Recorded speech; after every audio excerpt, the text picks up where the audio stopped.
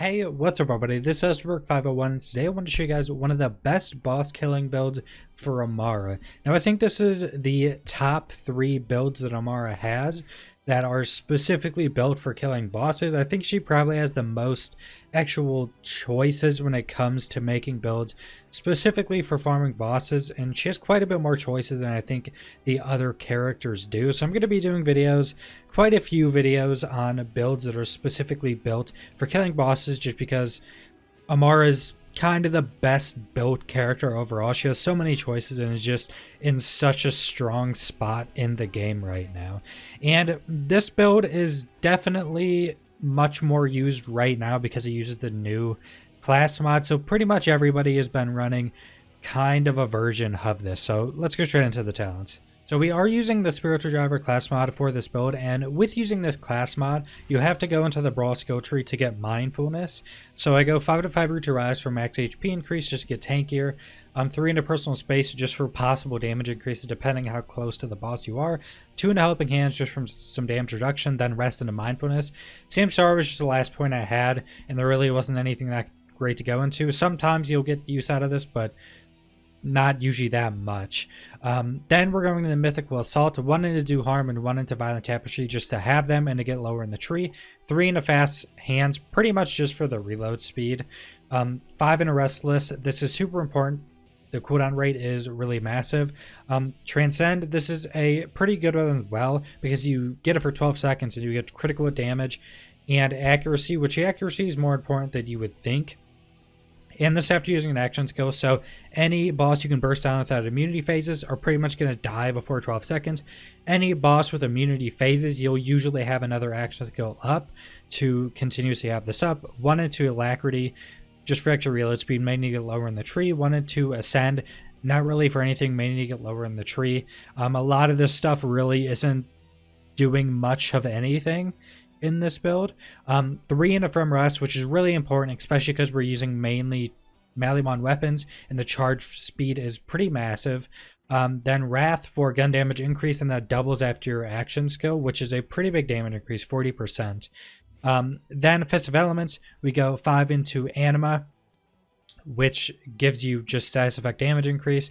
Tempest, which is just a elemental damage increase, and we're always using elemental weapons and having extra elemental damage. Then the 3 last talents are just in the Steady Hands for handling and accuracy, which are pretty important as well.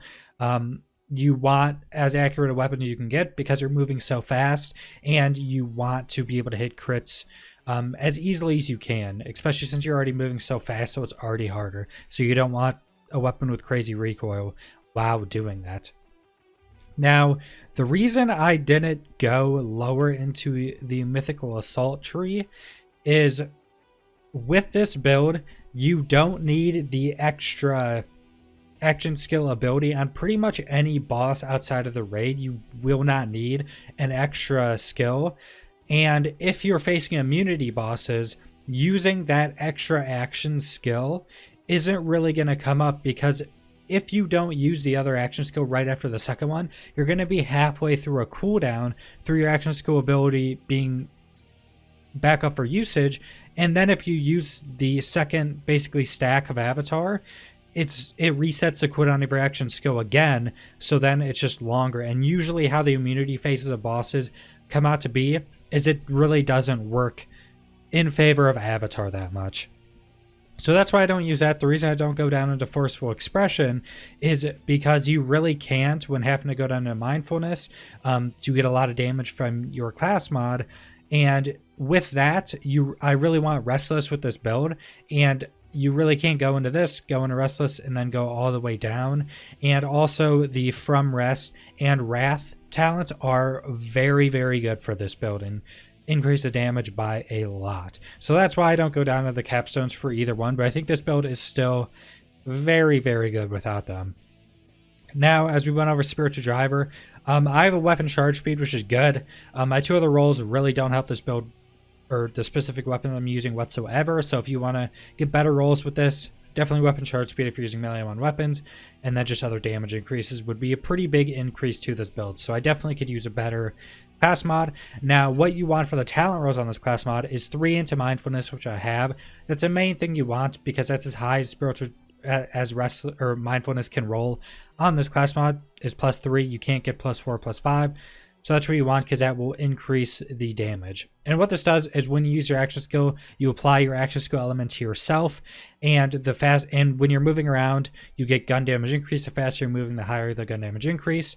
So with the first part of the class mod, we're using a elemental projector because we'll apply status effect to ourself, which will then give us a 90% damage increase, and you just switch your action skill element to whatever element of weapon you're using, so fire, shock, or corrosive. And then also with having anima, our action skill element, or the action skill, or the element we have applied to ourselves from our action skill element will last a lot longer, so it'll last for pretty much our entire burst phase, which gives us a lot more damage. Now, for the grenade mod and shield mod, you want the on action skill end gain whatever elemental damage. Make sure not to stack them, so don't have fire on the shield and fire on the grenade. Make sure to use different ones because they don't stack like that.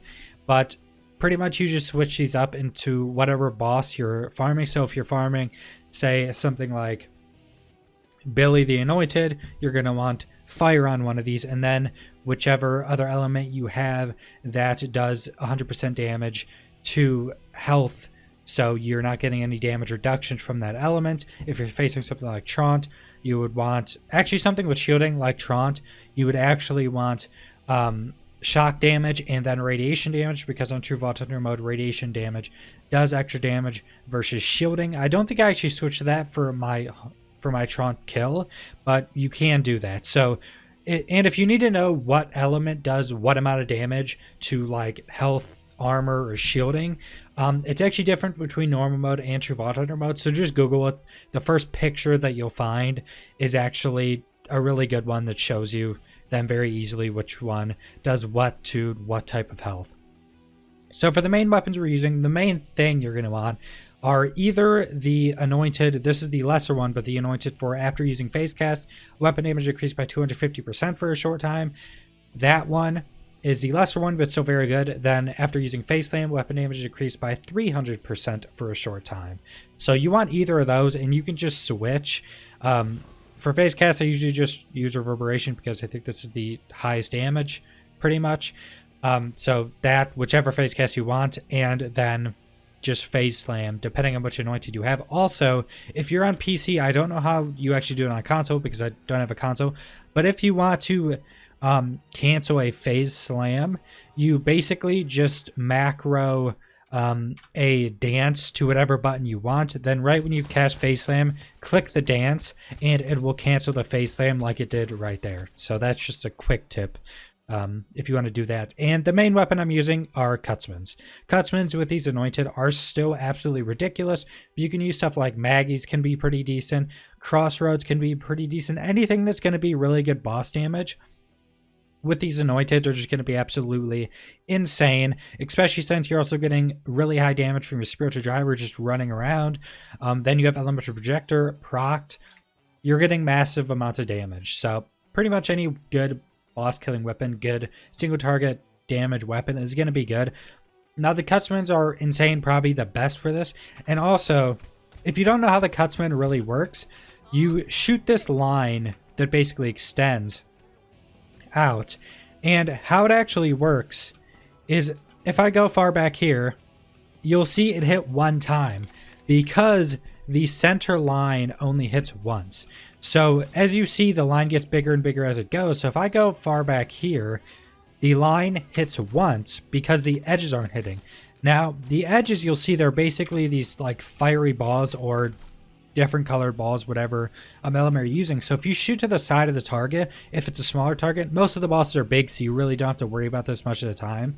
But if you shoot the ball, as you see, when the ball hits, it constantly damages when it goes through the target. So I don't know exactly how much it hits on like the target right here, quite a bit of times, but that's how you want to mainly use it. Now, most bosses in the game, you don't have to worry about this at all because they're big enough to where you are never going to be even back far enough to actually like just get the line to hit. The only thing I can think of is Grave Ward when he's back farther in the fight. But other than that, pretty much every boss you're not going to have to worry about it. So that's just if you ever come up to targets that you want to aim differently, you're going to want to hit them with the side of that. And that's pretty much the entire build. It's a really simple build. Most people have been using it because the spiritual driver, even past the fixes or nerfs, it's so incredibly strong. Amara still has the best annoyances in the game by far, so you can get them on cutscenes that are already a good weapon. And then with your spiritual driver also activating elemental projector, and then also having all the new elemental damage, which Amara is the best with. Amara is just pretty much the strongest character in the game and the easiest to build right now. So that's pretty much the entire build. As I said before, I will be doing other Amara boss build videos because I pretty much have like 3, including this one, that I already know exactly what I'm going to do on them because she just has that many builds. But subscribe if you want to see more Borderlands 3 content. Leave a like if you liked the video. Leave a comment down below what you guys think about this build. If you guys have any questions about where to get any of these items, how the build works, anything like that, leave it in the comments. I'll try to reply to everybody, and thanks for watching.